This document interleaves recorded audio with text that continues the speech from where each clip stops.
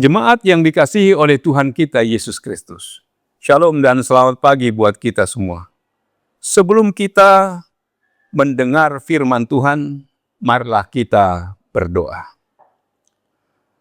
Terpujilah namamu ya Allah di dalam Yesus Kristus. Kami bersyukur di pagi ini atas anugerah Tuhan yang menyertai dan memberkati kami, serta memberikan hari yang baru bagi kami untuk dapat melakukan segala aktivitas kami dalam satu hari ini. Kami ingin disapa oleh firman-Mu.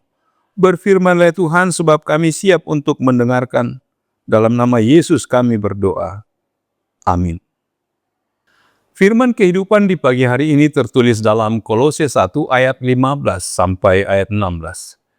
Ia adalah gambar Allah yang tidak kelihatan, yang sulung, lebih utama dari segala yang diciptakan. Karena di dalam Dialah telah diciptakan segala sesuatu, yang ada di sorga dan yang ada di bumi, yang kelihatan dan yang tidak kelihatan, baik singgasana maupun kerajaan, baik pemerintah maupun penguasa, segala sesuatu diciptakan oleh Dia dan untuk Dia. Demikian firman Tuhan. Saudaraku yang dikasihi Kristus, Rasul Paulus mendengar berita tentang jemaat Kolose melalui Epapras yang datang mengunjunginya di penjara. Jemaat Kolose pada waktu itu menghadapi serangan dari ajaran dan filsafat Yunani dan Yahudi. Salah satunya adalah dari ajaran Gnostisisme. Gnostisisme memandang Tuhan hanya sebagai sebuah dunia ide yang mutlak di mana ciptaan sebagai materi yang rusak. Dunia ide yang mutlak dan materi yang rusak tidak bisa disatukan satu sama lain. Hubungan antara keduanya terputus. Ciptaan mampu mencapai Tuhan melalui pengetahuan atau gnosis. Gnostisisme sangat sulit menerima Tuhan yang mutlak itu ada di dalam dunia materi yang rusak. Mereka menentang inkarnasi Kristus. Bagi mereka, Yesus hanyalah tokoh terakhir dari pengantara manusia dengan Tuhan di sepanjang sejarah manusia.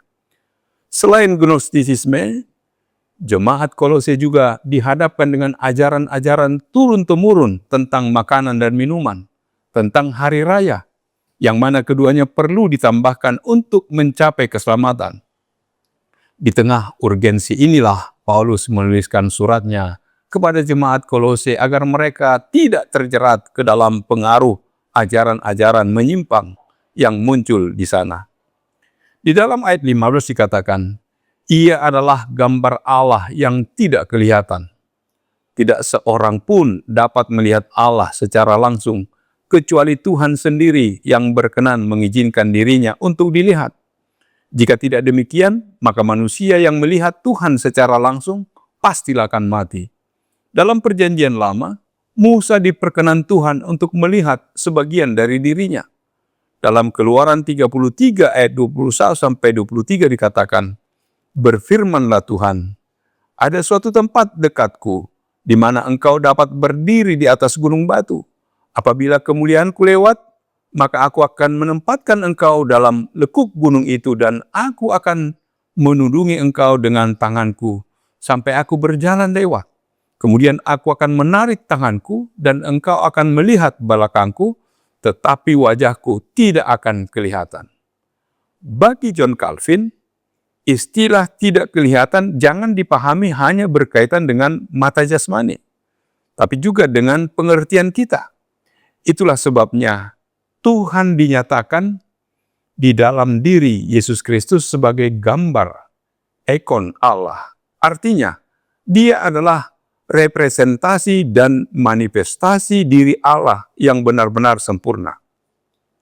Bila ingin melihat Allah, kita harus melihatnya pada Yesus. Tidak seorang pun yang pernah melihat Allah, tetapi anak tunggal Allah yang ada di pangkuan Bapa, dialah yang menyatakannya. Dikatakan, yang sulung lebih utama dari segala yang diciptakan. Perkataan sulung tidak berbicara mengenai waktu yang bersifat urutan dari siapa yang dahulu dilahirkan daripada yang lain. Jika demikian, konsekuensinya Yesus akan dianggap sebagai bagian dari ciptaan. kata sulung berbicara tentang supremasi, keutamaan Yesus Kristus dari seluruh ciptaan. Dalam ayat 16 dikemukakan alasan supremasi Yesus atas segala ciptaan. Di dalam Dia, artinya Yesus adalah pencipta dan seluruh rencana Allah di dalam kekekalan dikerjakan oleh Yesus sampai selesai. Yesus adalah batu penjuru di mana seluruh ciptaan dibangun dengan pedoman dari batu penjuru. Melalui Dia, artinya bicara kontinuitas dari pemeliharaan Yesus terhadap seluruh ciptaan. Pencipta tidak pernah meninggalkan ciptaannya. Untuk Dia berarti seluruh ciptaan semata-mata adalah bagi kemuliaannya saja. Seperti seorang pemahat seni yang membuat satu karya seni yang begitu detail dan agung, sehingga karya tersebut membuat orang yang melihatnya kagum dan memuji sang pemahat tersebut karena karyanya indah dan agung. Amin. Marilah kita berdoa. Bapa di surga, terima kasih Tuhan atas firman-Mu yang menyapa kami, yang menyatakan bahwa Yesus adalah gambar Allah yang tidak kelihatan, yang sulung, lebih utama dari segala yang diciptakan. Karena di dalam Dialah telah diciptakan segala sesuatu. Ya Bapa, Yesus Kristus yang telah menyatakan kasih-Nya kepada kami, biarlah Dia yang menuntun kehidupan kami untuk mengenal segala ciptaan Allah. Dan biarlah apa yang kami lakukan dalam aktivitas kami satu hari ini menjadi pujian dan kemuliaan hanya bagi Tuhan yang telah menampakkan diri kepada kami. Terpujilah nama-Mu, dalam nama Yesus kami berdoa dan bersyukur. Amin. Anugerah dari Tuhan kita Yesus Kristus, kasih setia dari Allah Bapa, serta persekutuan dengan Roh Kudus kiranya menyertai kamu sekalian. Amin.